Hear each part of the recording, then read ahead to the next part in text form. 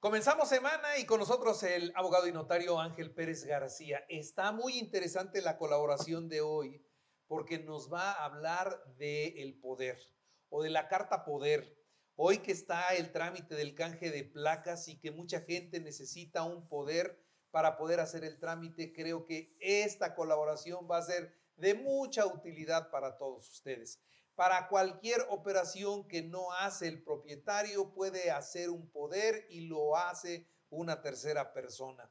¿Cómo se realiza?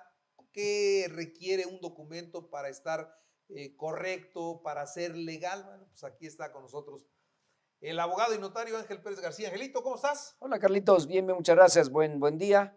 Pues iniciando nuevamente semana con un tema que creo que es interesante para tu gran público. Sí, no, pero por supuesto, hoy es de actualidad y de necesidad urgente, diría yo. Creo que sí.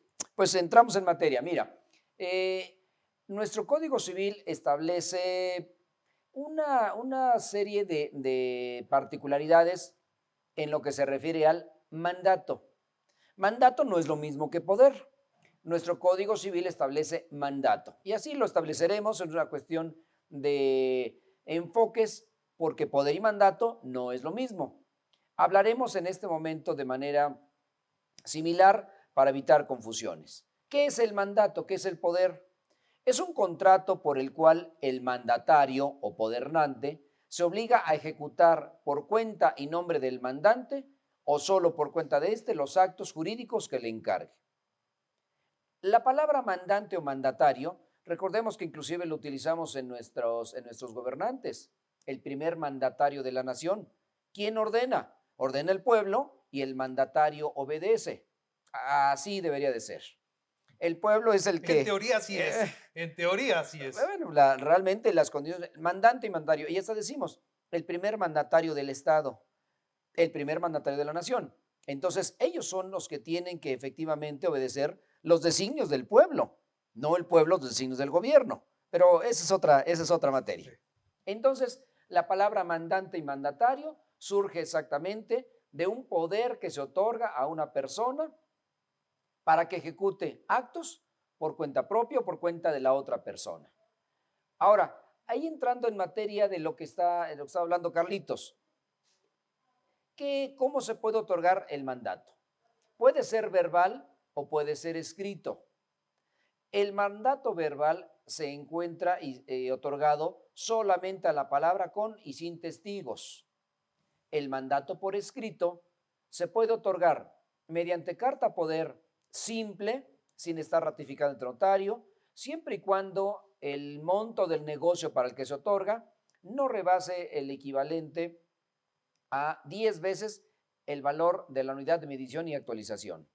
Es decir, voy a tramitar unas placas. ¿Qué necesito? Es una carta poder simple ante testigos sin ser ratificada ante notario.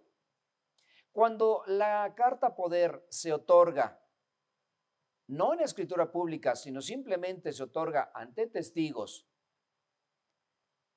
y tiene que ser ratificada ante notario, entonces en este momento la carta poder sirve para negocios aquellos que rebasan 10 veces la unidad de medición y actualización, hasta 50 veces la unidad de medición y actualización. Y ahí entramos la mayoría.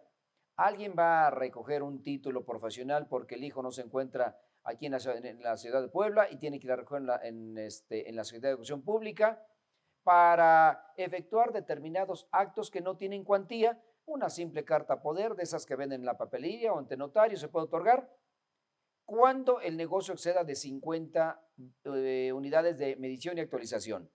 Y entonces el mandato, el poder, se otorga ya en escritura pública. Es decir, voy a darle un mandato, un poder a un abogado para que me represente en un juicio de alimentos. ¿Y cuánto va a reclamar? Pues va a reclamar miles de pesos, 50,000, 100,000. Tiene que haberse otorgado ese poder, ese mandato en escritura pública. Estamos hablando de manera indistinta mandato y poder para evitar confusiones. Te decía al principio que la teoría dice otra cosa diferente. Entonces, se le otorga esta facultad al mandatario para que me represente.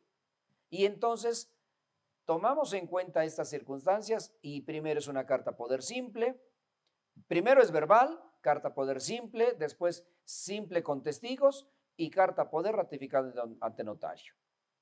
Ahora, ¿solo las personas físicas pueden otorgar ese tipo de mandatos? No. Una persona moral que es dueña de una flotilla de vehículos se lo va a otorgar a una persona física. Tiene que ser ratificada ante notario. Desde mi punto de vista y de acuerdo a la ley, no es necesario simplemente una carta poder para que haga los trámites de la alta, baja o cambio de placas. ¿Tiene cuantía este negocio? No, no tiene cuantía. Es un simple acto administrativo. Pasando a tener el poder ya que se otorga en escritura pública y que es ante notario, este tipo de poder efectivamente ya tiene que otorgarse en ante notario. ¿Y qué tipo de poderes son? Normalmente un poder general para pleitos, cobranzas, acto de administración, puede ser actos de dominio y puede ser actos de dominio irrevocable. Y más adelante veremos este poder que tiene algunas cuestiones muy peculiares que son dignas de poder analizarse. Ahora, ¿cuándo se otorga en escritura pública?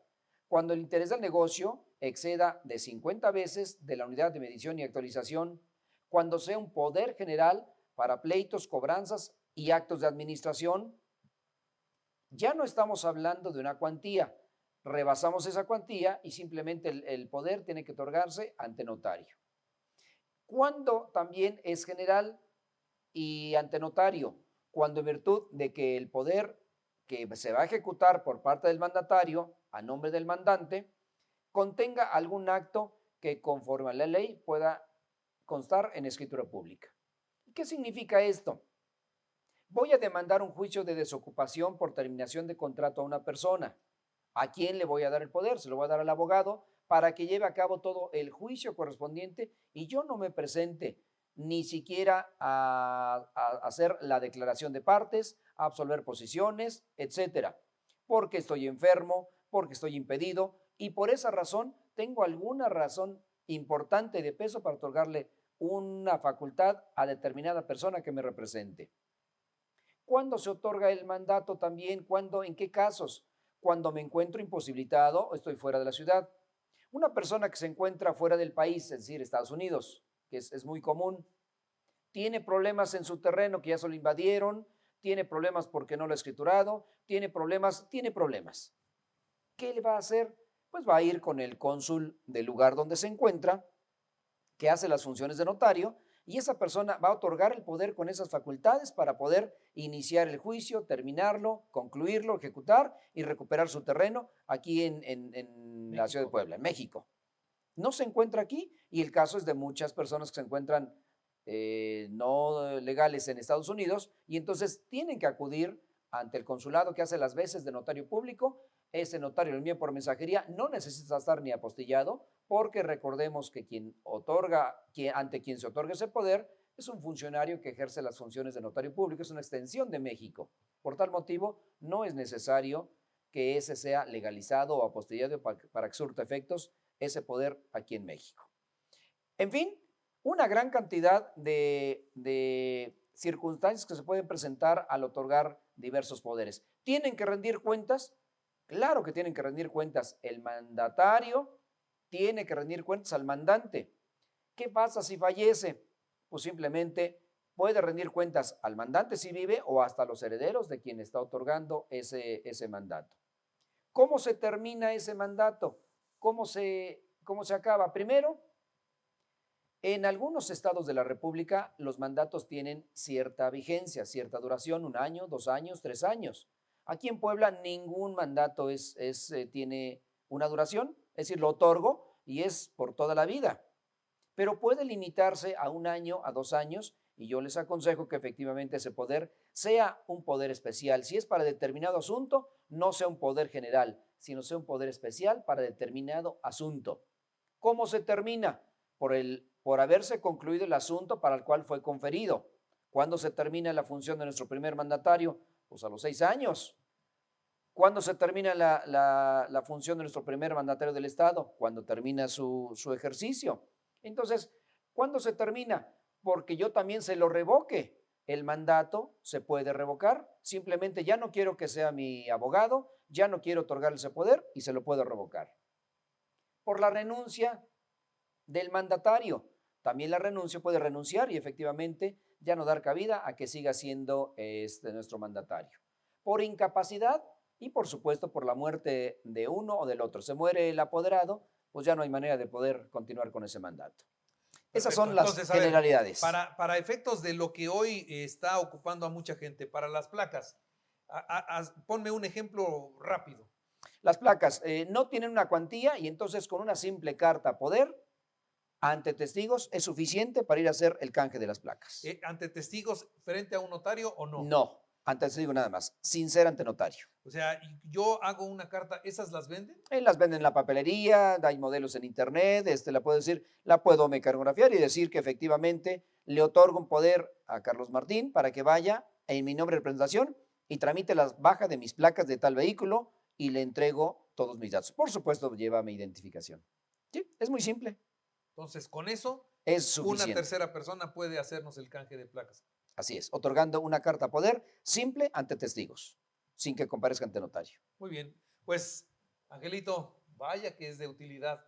Los poderes, el apoderado legal de una empresa es eso también, ¿no? Es eso también. La asamblea, que es el máximo órgano de la sociedad, le otorga un poder al representante legal, le otorga un poder al abogado para poder representarlo en diversas circunstancias. ¿Sí? Digo, ya son un poquito más complejos, pero existen, por supuesto. Los contadores también a veces tienen poder, Claro, van a ir a darme de alta en el SAT, yo no puedo ir, o la sociedad le otorgan un poder para que vaya y dé su alta en el SAT. Hay infinidad de cuestiones que se pueden aplicar en ese sentido. ¿no? Muy bien. Pues abogado, muchas gracias. Carlitos, con mucho gusto. Que estés muy bien.